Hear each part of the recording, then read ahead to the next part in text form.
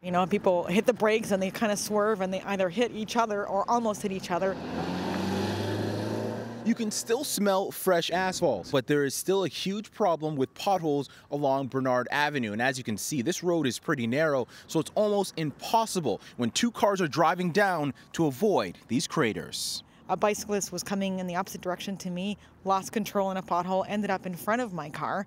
I was able to stop because I was already going so slow, but it was scary for a second that I could have completely run over someone. Anne-Marie LaRusso and many others who brave Bernard Avenue near Spadina Avenue are starting to get fed up with the bumpy ride they have to deal with every day. It's been like this for months, and I finally got myself around to writing 311, and then I got the message back saying it was repaired when it wasn't. And then I started writing people, and I wrote to City TV saying what's going on. Every time I would hit these, there'd be like a big clunk, clunk, clunk. And then about like 3 days after that, I was just driving around, one tire blew up.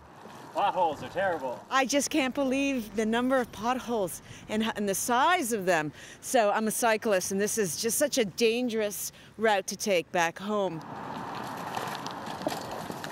So bad that some cyclists refuse to ride on it and end up breaking the rules and riding on the sidewalk.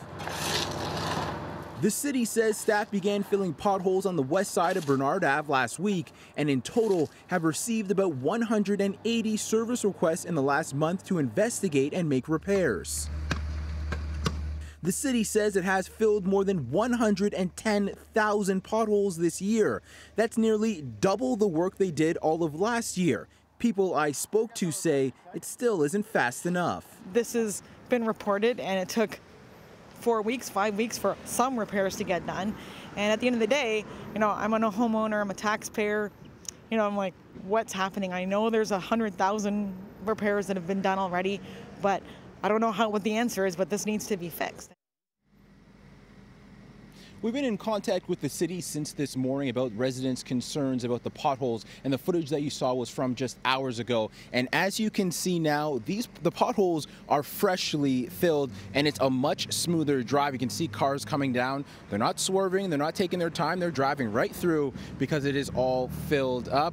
And rims and tires are safe. Now, we were alerted to this story by a viewer. If you have anything that you would like us to look into, here are some of the ways you can reach us.